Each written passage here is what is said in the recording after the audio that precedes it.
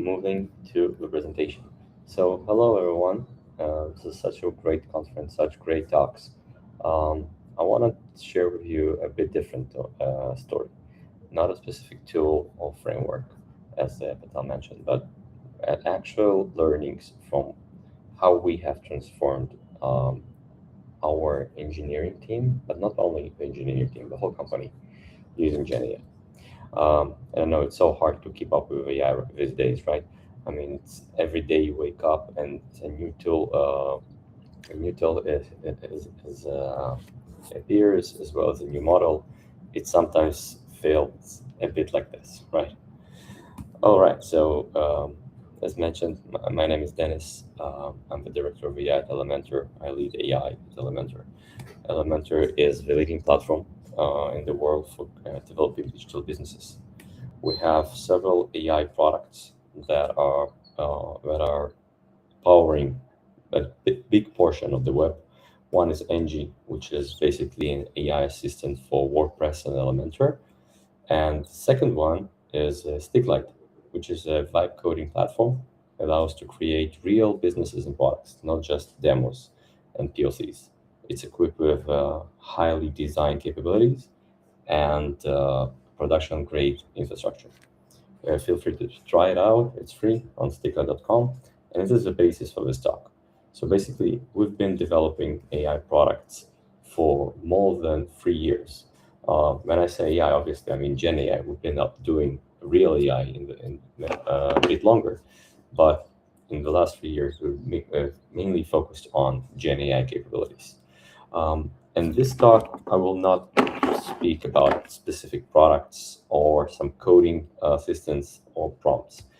We will basically see a lot of examples of what we have done in my team and my company to accelerate development, improve communication, collaboration, and really harness the AI capabilities of the world. So, the, when people sometimes ask me, when did it start? Like, what was the turning point? What was the beginning? I always refer to BC, but not the BC that you guys think. Before ChatGPT. And actually, for this specific notion, it's not even ChatGPT as the turning point. It's actually Cursor. And I know a lot of you are using Cursor, and we've been using Cursor since its preview edition. And I think that was the trigger that changed everything. Because before Cursor, we used to have a GitHub Copilot, which was a glorified autocomplete, and we've added some AI capabilities to our product, but we've never done something specific for our development. Once Cursor was introduced, we felt the actual change because suddenly development became easier. It wasn't just auto-completing. Suddenly you could prompt a ticket, a task, a bug, and get actual results on your screen. So besides coding, a lot more things became faster, like prototyping, experimentation. In the past, when we wanted to conduct a POC, it would be a trade-off. As in, do we want to invest in several days in exploring something, or just proceed with our usual plans? But when Cursor was introduced, suddenly we could experiment rapidly. We could conduct POCs in matter of minutes, hours, not even days, much less. So everything became faster. And once developers understood that they can work faster, experiment faster, and try new ideas faster, a whole world of possibilities was open. So in 2025, last year, our goal was to make sure that the entire R&D department is fully adopts AI development. When we started, we didn't try to force everyone to use AI tools. We invested heavily in workshops and experimentations and examples, and we ended up the year with indeed 100% adoption. So throughout this year, we were able to impact almost every part of the software development lifecycle. Now, obviously, the building phase is quite obvious, right? Because by building, I basically mean coding. When we were able to code faster, Basically, we start methodically checking every step along the way of the software lifecycle and seeing how can AI and Gen AI and different tools improve that. And you're about to see a lot of different examples, so I'll be very brief here. We understood that once you code fast, the bottleneck moves elsewhere. The fact that you can generate a lot of PRs doesn't mean that you can generate a lot of value. You still need to test it, make sure it works, review, share, ensure it doesn't break anything. And this is where it became very interesting because GenAI capabilities unlocked so much new capabilities in our workflow. So the first one, which was the most naive one, was the ability to generate a PR description and then conduct a code review. Now, a lot of people say, why do you need an agent to conduct a code review if your agent is running the code? But we all know how it is. You can instruct the agent with all the skills and all the prompts you want. Eventually, it does not ensure that it will be 100% correct.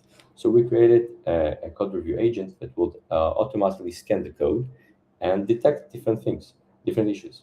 We tried, and I know a lot of people have experience with many different frameworks and tools like Gitstream and Linear Ops, and even Cursor themselves have a review feature. None of them worked for us. What we ended up doing is putting Cursor CLI inside GitHub, and basically on every pull request, we run on our own agent with our own instructions. And besides the fact that we own the full configuration of what we think matters when we are reviewing the code, we also we were also able to configure the configuration of how does this code review works. For example, if it's a critical issue, it will be resurfaced again and again, regardless if the developer decided to resolve it. While some syntax configuration would appear just once. We managed the number of comments this agent would prompt to the user, to the developer, and many other things. And this is exactly what we wanted. We want a level of flexibility when we conducting AI-based code reviews. Um, the code review was the first step because from then we actually created much more interesting examples. The code review, AI code review agent, an architecture review, a security reviewer. Because as you all know, when you develop code and just look at the code on the code itself in the PR, it doesn't really mean that the code is safe in production. So what we added another CLI agent that then scans the whole system, not just the PR, and then identifies critical vulnerabilities. And to our amazement, we saw that this type of agent catches some production misconfigurations that a lot of very famous and very expensive tools which we had in our organization didn't catch. So now that this became a go-to in ensuring the code is safe. Um, Moving on, this is one of the latest additions. We call it proof from the word proof and a video. So when we develop code, we know that especially features that have anything to do with front end, the code itself is not enough. You have to visually see that this CSS, this behavior actually works as expected. So we've developed our own agent that tracks the PR description, understands what it tried to do. For example, adding another modal or another hover effect over a button, and actually tries to get to that state and then check it and see whether the change, the code change in the PR description match to the actual behavior. And if it's able to prove that, then it attach a video and screenshots, assuring you, the developer, that what you did with your agent actually works, which makes it extremely more confident in accepting and merging this pull request without the need of locally pulling the code and testing by itself. All those examples are critical for ensuring that the code that's being built so fast actually works. So what happens after we started investing more and more in development and building and being more efficient when we develop and being more efficient when we test and review? We saw that after 1 year of this work, we were able to actually measure the impact. I know there are a lot of different discussions still and over X or LinkedIn of whether AI is actually impacting it, whether the ROI is worth it. And from development perspective, we were able to prove it. So we've been using a tool called Linear B, for several years now, even before AI coding era has begun, because we wanted to make sure that our R&D is efficient. So we measured cycle time, review time, pickup time, PR size, all the important DORA metrics to ensure that the development is actually efficient. So after this year, we can you can actually see this is exactly the end. This is January 2025 up until the end of January 26. We were able to improve the cycle time by 60%, which is huge. That means that the same amount of work is done 60% faster than before using code generation.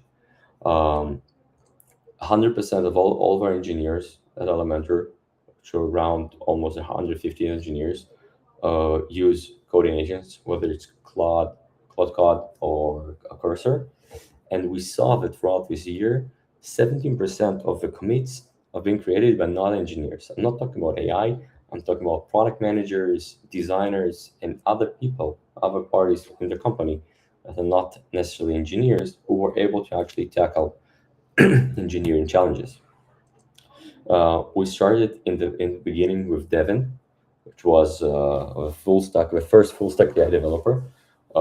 In the beginning, we really liked it, but since then we dropped the use because Cursor Cloud Agent and Claude became the go-tos, and we don't see any need to use other tools besides that.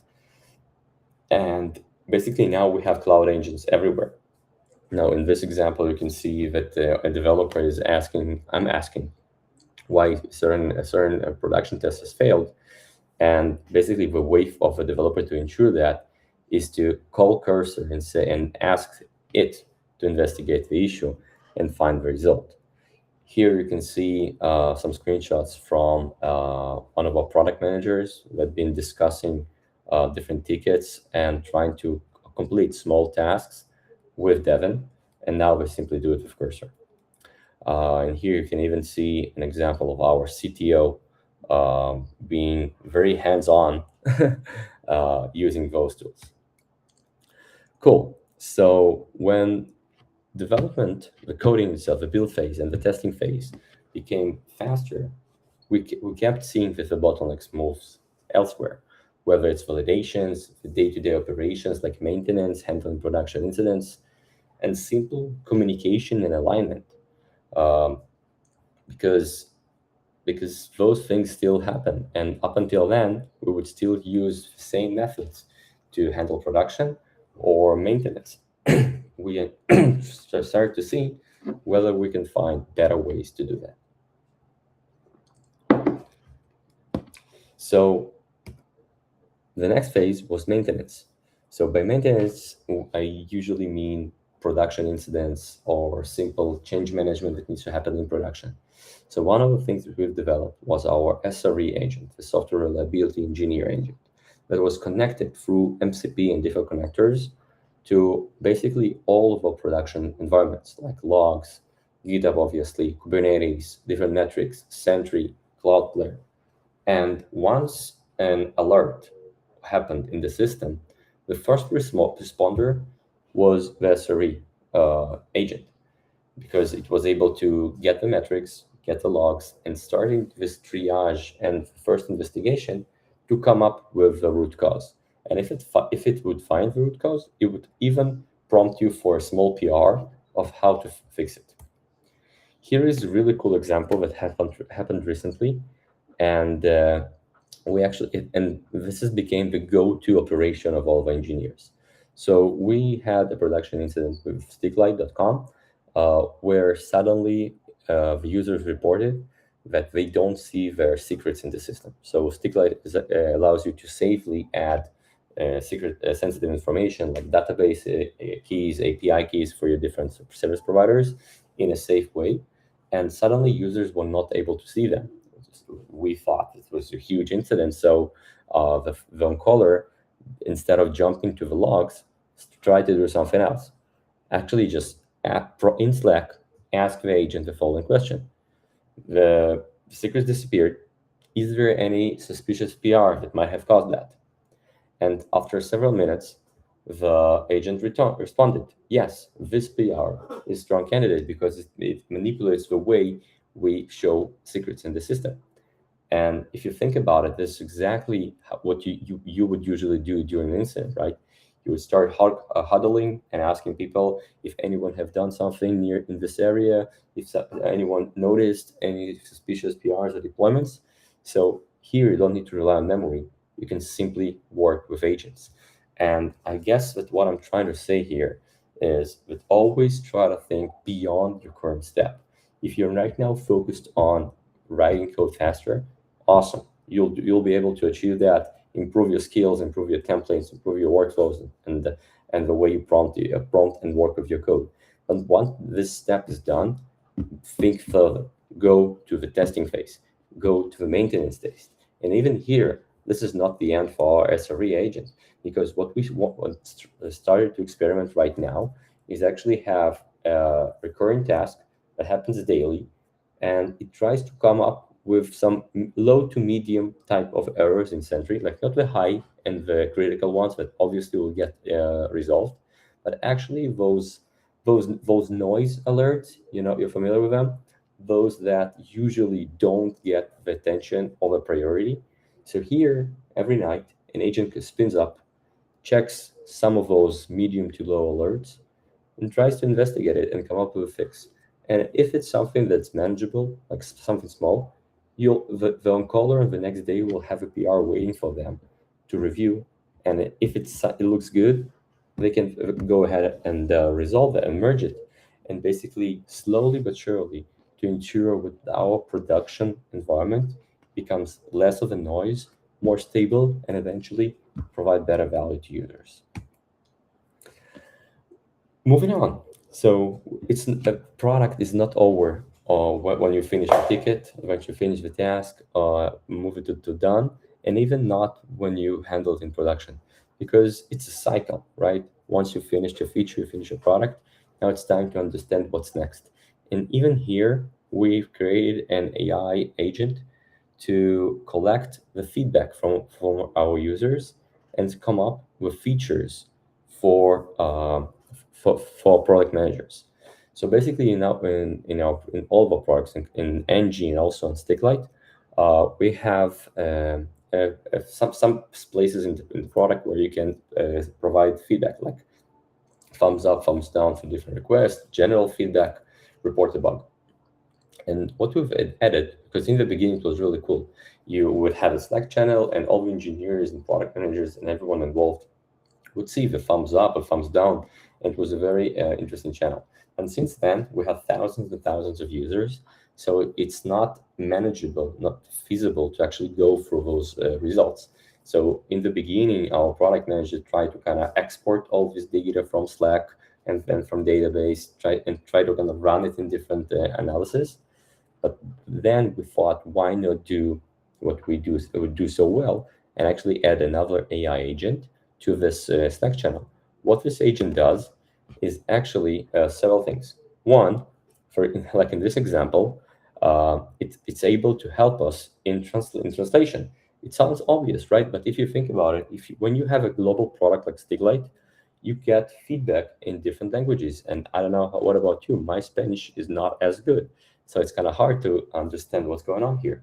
So we're using a very cheap model, and we're able to get instant translations just to make our life easier. Instead of now copy and pasting this to Google Translate or some other app or use some external tool, those things are actually pretty damn fast and cheap. And here's the other example. So basically, we run it once a day, and we look at 3 days of data, and the agent is able to perform a data analysis. It sums up, the thumbs down, different feedback points, tries to find anomalies or correlation to different features, and actually proves and says like, hey, this bug that you've fixed yesterday in that PR decreased impact has a direct impact of a number of thumbs up or thumbs down, or on the contrary, comes up with some anomalies and things we might have missed from the data, saying, hey, users are complaining of this, and this, and basically suggests areas to improve, as well as additional things that users are doing and maybe trying to do. Maybe the system isn't good enough. Like it's not a bug, it's just not supporting this capability, but the users might not know that. So the agent understands that and suggests to the product that this should be developed next, which is so cool because the main user for this interaction, this agent, is not the engineer, it's the product manager and the designer. So we've talked a lot about different tools for development and testing and reviewing and even ideation, but we all know that for where we actually spend our most time is not writing code, right? It's talking about how we should write code. So we've started improving communication in the company as well.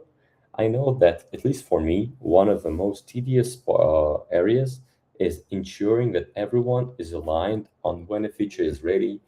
Are we able to release it? What's the status? Um, Explain something to a stakeholder and stuff like that. Like as a manager, this is something that I constantly find myself doing. So we actually created this automatic changelog Slack channel that is designed for all the non-engineering team, whether it's the marketing team of our GM, different executive stakeholders. And basically what it does, it summarizes every PR that's being reviewed and merged to production, translates it to a text that's easier to comprehend and understand by non-engineers. Because if something is too technical, then a marketing person will not understand that. But when we instruct the agent to actually explain it to non-engineers, then it makes sense. And sometimes those features that we think are technical, actually their impact on the user is so significant that a marketing person can actually say, hey, actually, I want to release this thing because it's important. It deserves a blog post. And this is something that in a parallel world simply would not happen, or would happen in some long running meeting where we sit together and collaborate and talk about information that definitely could have been a Slack message. So it also extracts different resources like images and videos. So it will be very easy to actually understand what's going on in the product. And I can tell you this is one of our hottest channels in the company. Another cool tool that we started to use more and more is Rovo. So since we're using Jira and Atlassian Suite, it comes up with a built-in AI tool called Rovo. And basically, what we do a lot with this is actually instruct our new joiners during onboarding to grill it and ask it questions to make sure that then when they need something, before they kind of try to go to different people and ask questions, to figure it by themselves using Rovo.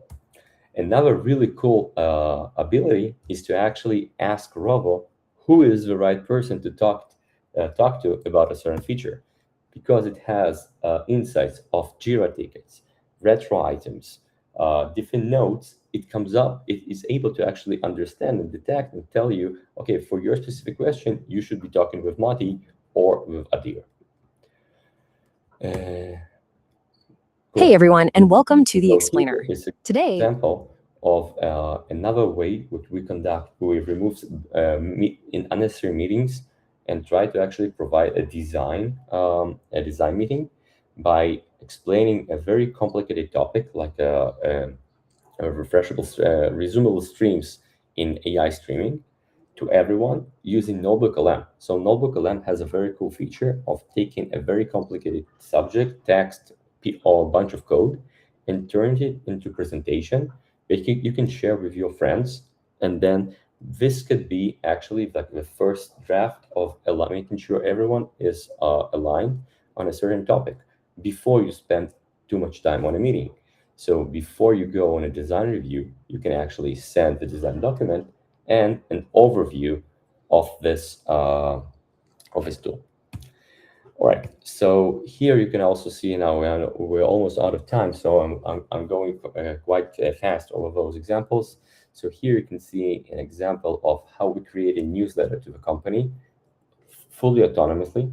Basically, every PR is being generated into a Notion table with all the necessary information of who did this feature, what repository is concerned, what's the user value, necessary resources, whether it's a bug or feature, and then it creates a really cool structured release notes to everyone in the company saying this is what was shipped in a more of a newsletter manner, unlike the Slack channel, which is immediate, as I've mentioned, as I showed you before.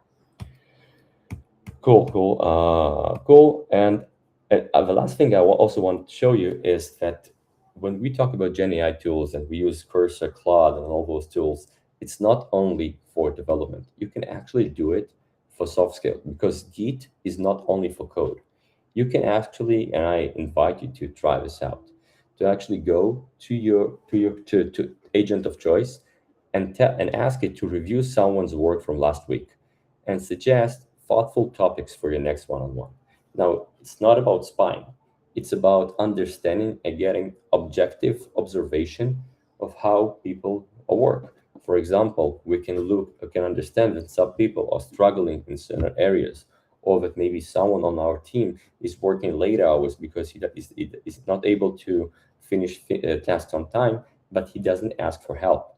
So this tool can be very helpful for managers to better understand what's going on in their team, as well as for the individual contributors to better be able to explain their accomplishments and victories throughout the year right before performance review. So AI and Git and those combinations, not only for code, also for your career. Now, this is where it gets dangerous, and we're talking from experience. When people rely too much on AI, then bad things happen. We lose our judgment, we lose our critical thinking, and we start to vibe code in production, which is dangerous. And the biggest risk here is to actually lose ownership of the code. You can start hear people saying, "Oh, it's not me, it's Cursor. Cursor doesn't work. Claude did this bug." No, ownership has to be on the human, on the person. And actually, if you want to scan this barcode right here, I gave a talk last year about this on how to actually how we got to this position where we start to see people are losing their ownership of using AI and what we did to mitigate it. So the last thing that I want to share with you is what worked in our company to actually make all those crazy and amazing examples. First, sharing. We started to share examples all over, whether it's Slack, happy hours, retro meetings, anywhere. We had an AI champion in every team who was responsible to share information and collect challenges that were happening to the team. We in our sprint retros we had a mandatory question, AI question, that every team member had to answer every retro. What can we do with AI what we're not doing yet? And that created some of the examples that you've just seen. It's a very important, if your company is not feeling comfortable yet with AI, to let them experiment fast. So what we did at Elementor is provide $50 each employee to experiment with every tool they wanted for 6 months.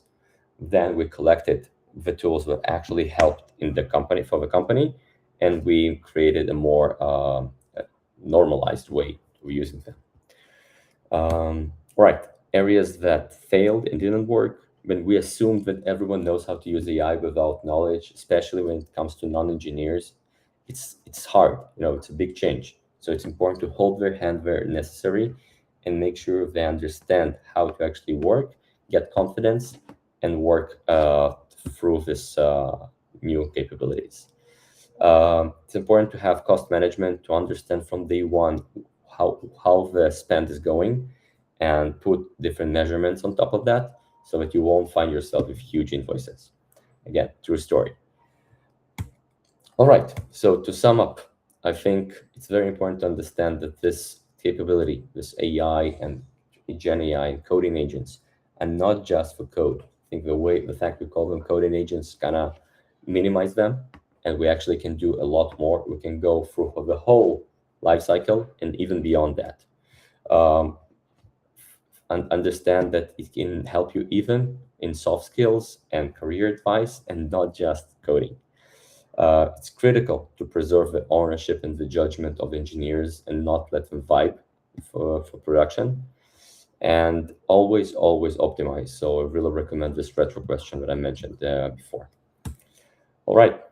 Thank you so much. And may the AI be with you. You can scan this barcode. It will lead you from my website where you can see presentations that I've given, as well as my contact information. And obviously, you can connect me on LinkedIn. I'm Dennis Nerush. Thank you so much.